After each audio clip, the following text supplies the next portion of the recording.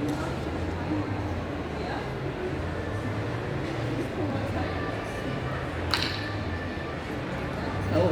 Ooh. Hello everyone, how are you guys doing? Good? Alright, well that's what we like to see. It's here on a Sunday morning at like 11, so especially in cosplay. Right? Yeah, everyone in cosplay at this point in time, especially face paint as well, that's dedication. You are way more dedicated than we are on this one. So we're from the Guild Nerds, and we are going to be running a panel on diversity in cosplay for you this morning. So do you want to introduce yourself? Hello, my name is Mariam. I am a Ceres of Cosplay Online. I am a Muslim cosplayer and I am British Muslim. I forgot my name. Your name is Tammy? My name is Tammy. My cosplay handle is the Spark of Revolution. Well, I like to complain about things. that's my reason for being here anyway. Normally we run this panel as a very open Q&A type thing. So obviously if you have any questions during the panel or discussion points that you'd like to raise, if you just give me a wave, I will come down and bring the microphone to you.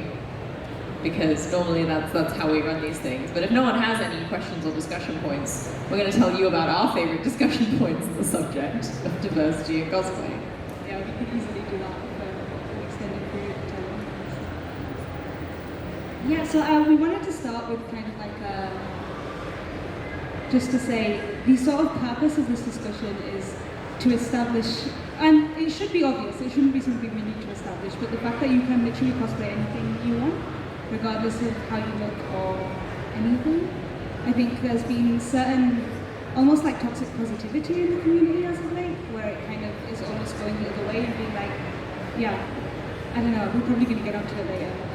Yeah, I mean, the whole idea of cosplay is that it's two words combined together. It's costume and play.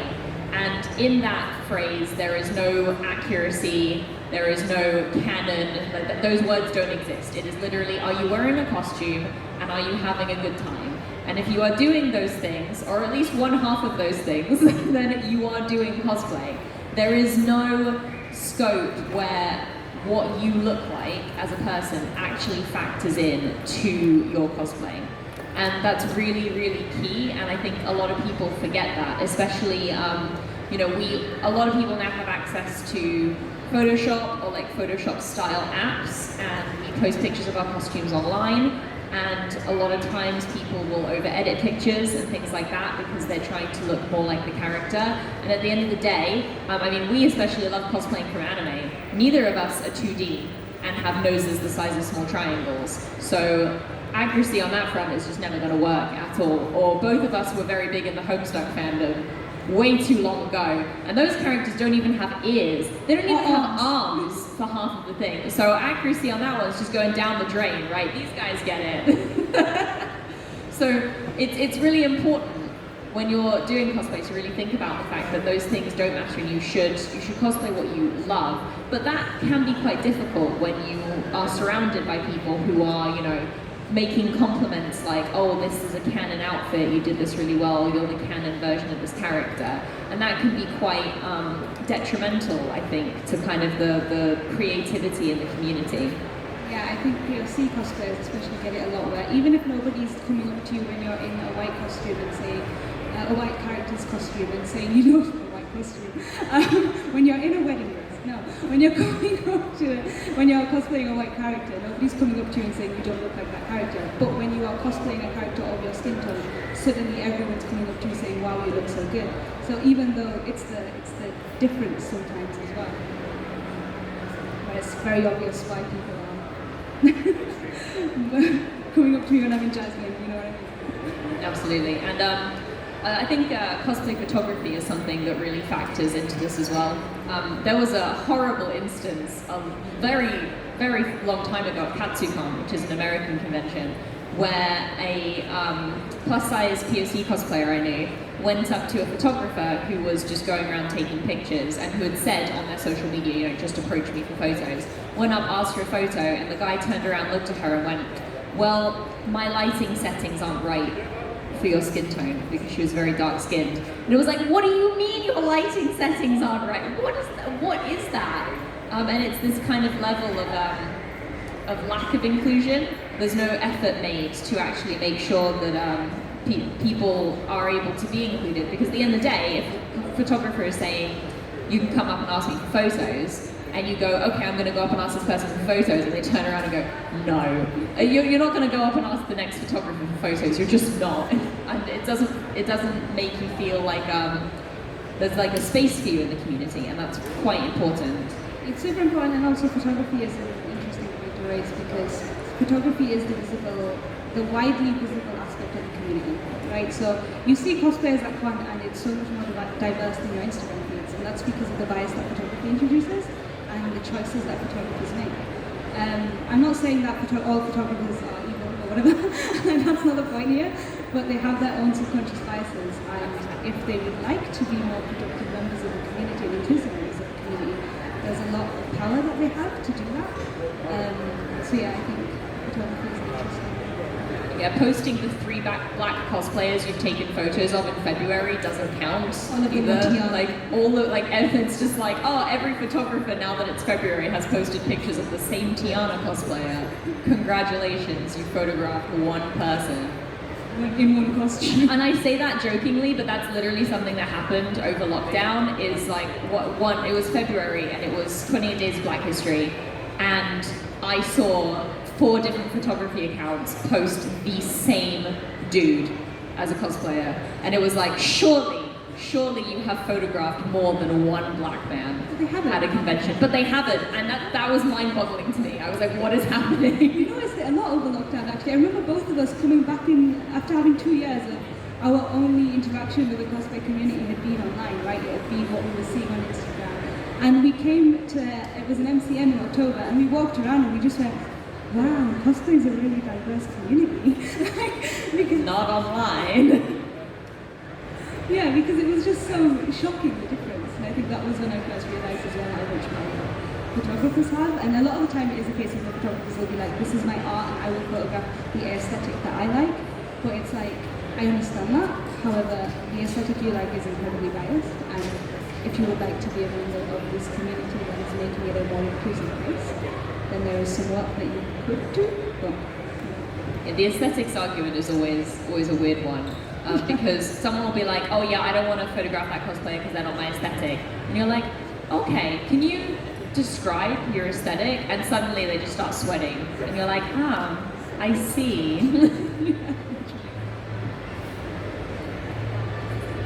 Yes, another thing we wanted to talk about was accessibility at conventions. You have more experience with this than me, actually, if you really Yeah, I do.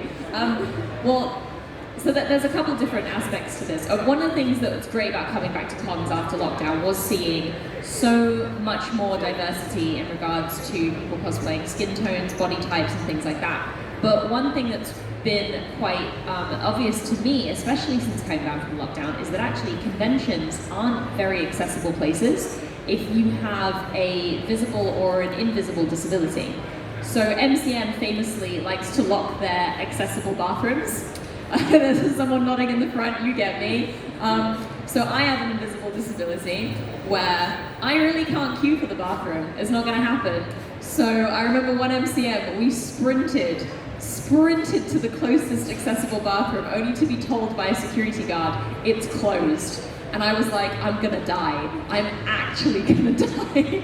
And we had to go all the way to the other side of the hall to find an accessible bathroom that was open, which is ridiculous because a lot of people need the accessible bathrooms for a range of reasons. And when your venue has decided to lock them because they don't want cosplayers changing in them, it affects everyone. Like, yes, cosplayers shouldn't use the accessible bathrooms to change in. That's what like cosplay areas have changing rooms for. But you can't lock them and ruin like a lot of people's lives. Please make your way to the main stage for our first guest panel, starring Valerio Rodriguez from the Genshin series. Thank you. Don't do that, stay there. There's no Genshin cosplayers in the audience, we're fine. Yeah, I had a point on that, and this guy's just completely... He's just ruined your point. He's ruined my life. Well, I can keep going until you come up with your point. That's Another what thing. I was going to say, Yeah. Another thing with accessibility that's really big is a lot of conventions need to really reassess how accessible they are to wheelchair users and things like this, which is something that's not considered. So, for instance, not to call out Megacon because they've been great, but there is no ramp up to the stage. So when we run our diversity panels, we normally try and get a number of guests on stage with us, and we normally try and get people who have a range of experiences. And we physically, at this convention, could not have a wheelchair user on stage. Because there's no way.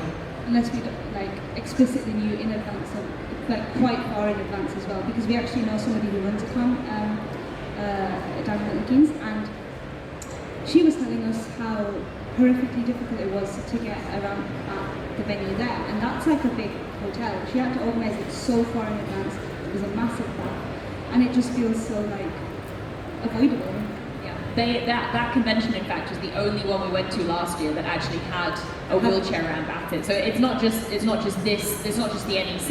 It's every single convention we went to last year did not have a ramp at it. So you imagine, especially if you're doing like a cosplay walk-on or something like that, to make sure that you can actually get on stage, you're going to have to disclose your personal medical information months in advance. And say you decide you only want to enter a masquerade the week before because the sign-ups haven't been closed, there's no guarantee that they will actually be able to get you something that will allow you to get on stage and off stage. Or maybe you just forget to tell them because it's such an obvious part of your life to you, right? Like, or you just don't want to disclose that as the first thing that you tell people.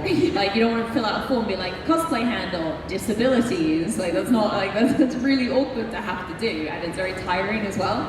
And so a lot of times, when you require the accessibility specifications for an event, you are putting in not only more physical work, but you're also putting in more mental work, which can be really tiring, and is something that I think we as a community can fix, because if people bring up these points, they do get fixed. So for instance, MCM, we were like, hey, we need a ramp, and that was something that we were able to get because we asked for it.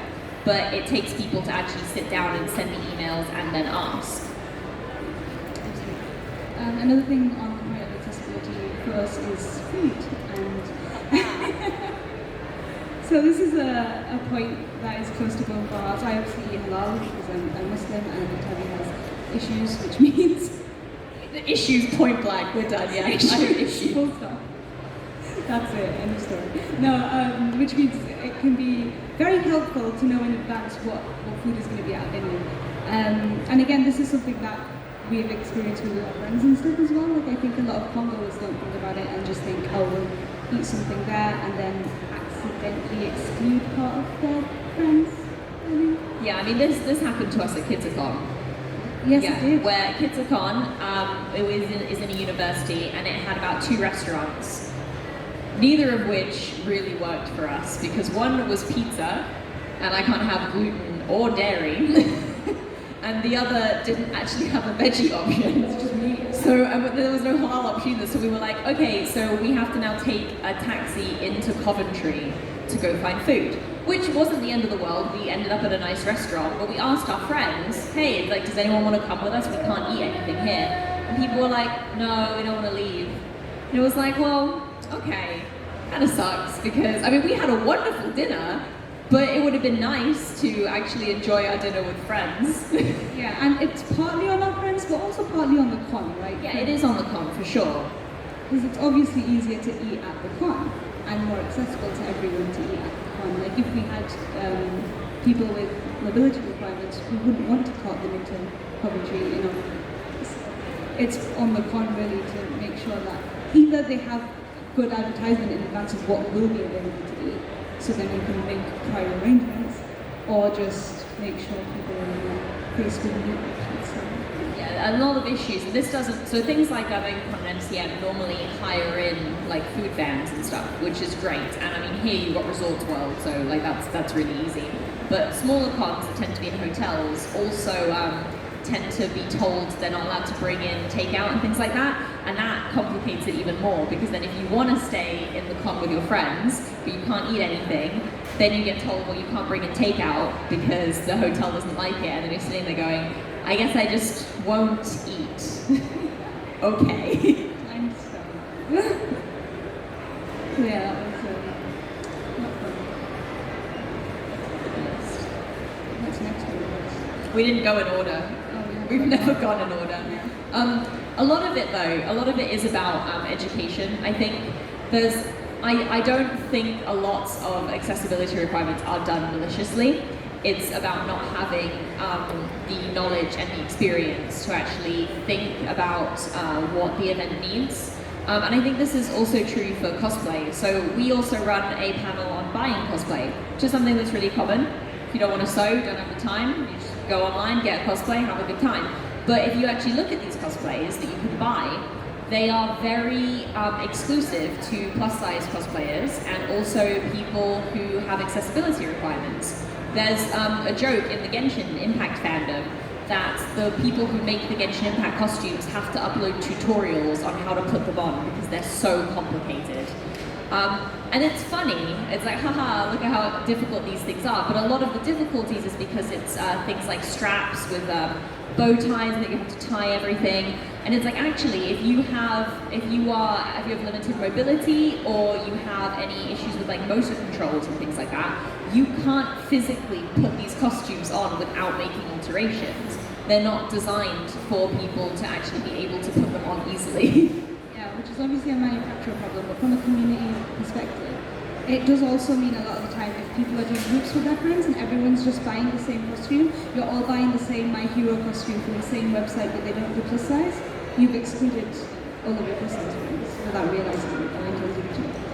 We have a friend who ended up having to make Sailor Moon costumes for all of her friends. She made like 8 of these costumes because she wanted the group to all look the same and she couldn't fit into any of the stock orders. So she just made them, all of them, and it's like, people shouldn't have to do that. And it's great if you have the skill and the passion to want to make 8 identical Sailor Moon outfits, but yeah, you should also have an easier option where you can just buy one and be like, wow, I'm gonna have fun with my friends now. But again, it's more effort is being expended. And the community do actually have a lot of power when it comes to this. If you complain enough online, the people making the cosplays do actually listen. Better yet, put your money where your mouth is and buy from retailers that size better. Yeah, this is true. There are, like, I remember when Uwowo started to be a really big brand because they were stocking all the fake costumes, their size range was terrible. And people started to complain. People were like, why are you stopping at like size 14? Oh, well, like an XL basically. By the way, for the reference, an Uwowo XL fitted me. So it was like, okay, well, who else is wearing these costumes? Like, who is wearing an S in this outfit? I have questions. And they actually listened, and now they go up to like a 3XL, I think, for the majority of their costumes. And that was because there was a pushback of people going, well, I want to buy this costume and I can't, so I'm going to complain at you online until you actually make a costume I could buy. Also, I will be literally giving you money if you make this costume. So people do listen, so that it's always worth it to make an effort to actually say something about it.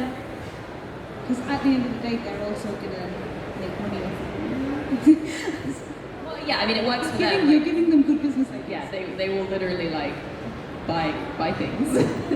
I mean, I know I'm always happier to support, like even for fashion, and especially for cosplay, places that will actually stock plus size things. Even though I don't need the plus size thing, it's like, well, you actually putting in the effort, so I'm going to give you money versus another shop that isn't. Usually, a lot of the time, the price difference isn't even existent. No, it's very rare that there's actually a significant price difference between the two.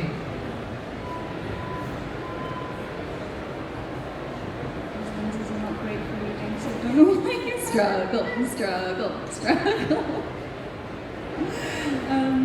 Ooh, that's an interesting one. So we didn't actually write these points out, but there's one here about identifying toxicity within groups. Within groups is probably what it says. Within groups is the end of the sentence. I can read.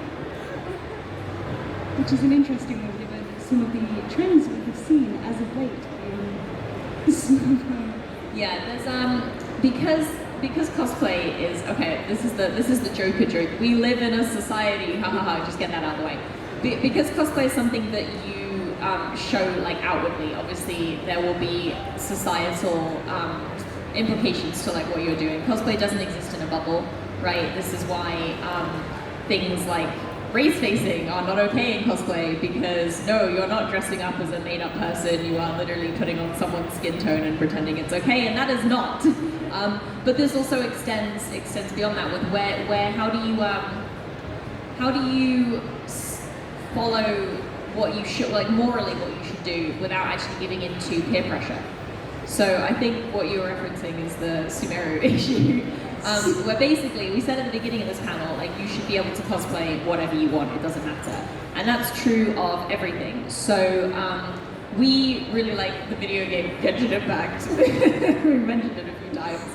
And Genshin has terrible like diversity. And they finally released an area of the game that had like, oh my god, brown people in it. Incredible. So we were thrilled and immediately made those costumes. We were like, all right, let's get on this. Because we were so happy to see, you know, tanned and brown skin characters. There weren't as many of them as there should have been. There weren't, 100%. They should have all been brown, but it's okay, we'll take what we're given. Yeah, that region of the game was all themed on the Middle East though, so it wasn't even just that there were darker skinned characters. There was food from those cultures, there was music from those cultures, there were names from those cultures. It was really good representation in my own opinion. It was really good. Originally, when they were releasing the characters, you were like, oh, this is dodge, and then when you actually got into the world building, it was all really good. But then there became a push from people to actually say, well, because this is the only representation that you get in this game, only POC people should be able to cosplay these characters. And it was like, all right, you can't do that though. Like that's dumb. No. And there's a couple of reasons behind this. One, as we said before, cosplay is for everyone. You can be whoever you want. If your favorite Disney princess is Tiana, and you are not black, there's no reason why you can't cosplay Tiana as long as you're not black facing, right? If you love her, you should get her dress and have a good time. And that's true both ways, right? Like if you are tan skin and you want to cosplay a white character, you shouldn't have to lighten your skin or feel like you're not doing the right version of the costume. You are just being that character and you should have fun with it.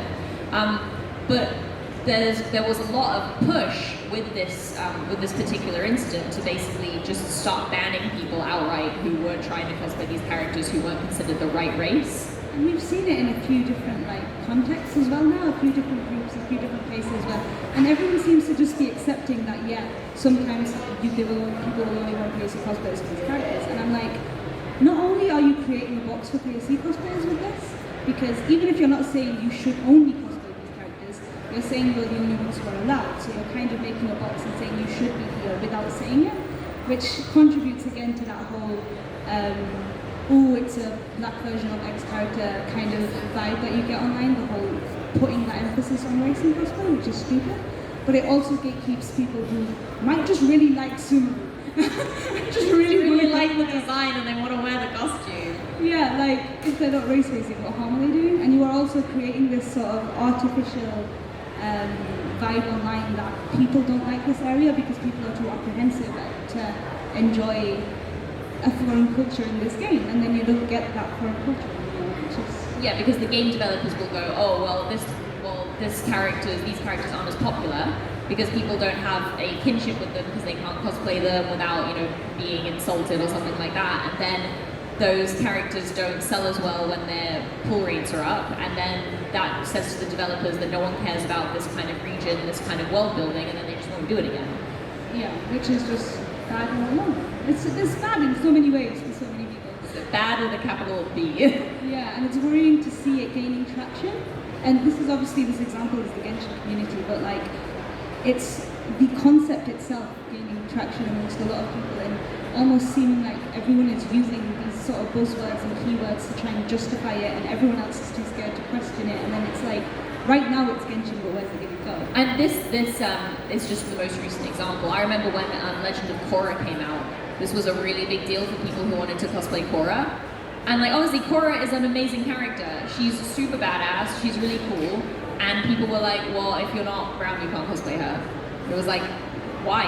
I just like Avatar The Last Airbender, I want to be Korra. So yeah, it's just the newest iteration. But it's a case of how do we deal with this kind of toxicity, right? And I think the best way to deal with it, unfortunately, uses a lot of mental energy, right? Because it's about, you have to call it out. You have to see it, and you have to have discussions with people, and you have to put the effort in actually having those discussions, and that takes a lot of energy. And as it happens, it tends to mostly be POC people putting that energy in, and eventually they're just going to run out of energy. Yeah, because actually I don't think I've seen that many POC people pushing this kind of thing. It tends to be misplaced good intentions from everyone else, right? Because so it's really important, and I think having civil discussion is kind of the way to deal with toxicity. Call-out posts don't work for this kind of thing. You're just going to make people like angrier, defensive. But actually sitting down and having like an educated discussion with someone from personal experience, it has helped. Obviously not everyone is receptive to that kind of stuff, and you have to deal with the fact that after that discussion, like, not everyone will be your friend, but it's worth having in order to keep our community like very welcoming and things like that. I do see we have some new people in the audience. If you have any questions or discussion points that you'd like us to raise in regards to diversity in cosplay, please just give me a wave and I'll come over and bring the microphone to you, because we'd also love to hear from you guys as well. Yeah, we do normally actually run this group. I'm okay. Alright then, bud? I'm fasting, I can't drink anything. Yeah, we do normally run this panel fully as a Q&A, as we were saying. So if you have any discussion points or anything you would like us to talk about, please do say. Yeah, sure, I'll talk about fasting. Why did you run a comment in Ramadan himself? End of discussion. No, obviously Ramadan moves throughout the year. There's always going to be events going on. At some point in your life during Ramadan, it is a common and accepted thing. So I'm not actually mad at Megacon. And actually, it's a point of the holy month that you are supposed to continue with your life completely as normal. So anything you would have normally done, you're supposed to do it while you're fasting, because otherwise it ruins the point if you're just in bed all day. So yeah, one nice thing is the fact that this con has so much accessible and more food everywhere. We can eat whenever we want. At some other cons, the serving times would have been an issue. So when food was literally available, if your fast is closing at like 9 o'clock and you can't literally get any food anymore anywhere in the economy, that would be a problem. This year that's not a problem because it closes at a reasonable time. But yeah, fasting during the day has been, I mean, I actually had to overeat yesterday because we started so early, I was like going to die at about 12 o'clock. But yeah, it's been an interesting experience. The 4 a.m. rice party was not helpful for after the 6 a.m. wake up. Yeah, we get up at sort of just an hour or so before sunrise to eat like our breakfast during Ramadan. And this one got up with me, so it was just 4 a.m. So I'm just 4 a.m. in bed with our rice. Blankets fully up, not really awake yet, shoveling rice. It's great. Another point on accessibility for Muslims at con, press boxes and stuff like that, which isn't actually just for Muslims, so there's quite a few religions that require regular prayer. And also just for like welfare, having like a quiet space you can go to if you're anxious or overwhelmed, because cons can be anxiety inducing and overwhelming. So just having a quiet space you can go to as well is quite good. So this one actually, NC in Birmingham is quite good because there's actually quiet spaces and stuff around. But that doesn't actually exist at many cons, I don't think. No, the NEC is really good for it. They've got the ablution rooms. They even have a chaplain on site, which is incredible if you really need to get something off your chest. But yeah, it's not the norm at all for this kind of for these kind of buildings. So it's really important to kind of think about that too. It's been nice to see you because we don't actually come to this venue that often, so it's been nice. To Las Megacon. I see a question in the audience. Right, I'm going. I'm wearing these like stupid shoes, so I'm not leaving the stage. I'm also wearing stupid shoes, but my stupid shoes are better. Your stupid shoes are flat, you can move them. What, in your con experience, are some of your favourite examples of how someone has embraced a disability and worked it into their cosplay? Ooh, that's a good question. That was what I wanted to raise. Oh, there you go. Yeah, when you were talking about accessibility, that's what I was thinking of. I was thinking of like mobility aids in costume. My favourite one is the Little Mermaid cosplayers who are wheelchair users, who then put the tail in front of them I think that's so fantastic. But I also saw a wheelchair user who did Game of Thrones and made the like, I don't watch Game of Thrones, but you know the chair with the swords and the thing, they did that as the wheelchair. I was like, that is sick, that is so cool. I also saw in the States a cosplayer of Hiccup from How to Train Your Dragon who was missing part of leg. And so obviously that character does lose one of their legs, and so incorporated that into the costume. So freaking cool. I would like to say on this point though that I think actually my favourite thing to see is people not fully incorporating it, and we do have a lot of costumes already. Just sort of, you know, they've got a mobility aid and it's no big deal. Like, it doesn't have to be something you work into a costume or make something fancy out of. You need this aid, just use your aid, who cares? Like, I kind of like seeing the sort of, yeah, like, feeling like you can just do whatever you want anyway. I like seeing that. Right, got another question here. How long have you been coming here for? To Megacon. Megacon's only been running 1 year. So we've only been here for a year. Thank you. See, everyone likes my shoes. Your shoes are great. Megacon's only been running 1 year, but in terms of cosplay, you've been cosplaying since 2007. too long. I've been cosplaying since 2012, something like that. Yeah, sounds right. I don't know, numbers are made up. Numbers are weird. I'm a physicist. Before you were born, I've been cosplaying longer than you've been alive. That's really horrifying. That's why we have so many opinions on things. But actually, that's a point to make, actually. But with the length of time we've been cosplaying and the changes we've seen in the community in that time with regards to accessibility and inclusion. Yeah, absolutely. I think, like, weirdly, even saying the thing about how, oh, bought costumes aren't very, like, size inclusive, blah, blah, blah, I actually think they've gotten more size inclusive. Just so you know, we only have 2 minutes left. 2 minutes, okay. Yeah, No, no, that's a burning question. Speak now if I will hold you most. yeah, they definitely have gotten more size inclusive, which is great, and we should keep pushing for it, because I know before, if you weren't small, medium, or large, you just had to custom make it. Yeah, and also just modesty-wise, I always had to custom make it to modesty, whereas now it's usually easier to figure it out. All right, last question. I'm not running, because that's dangerous. Don't. I'm practicing safety.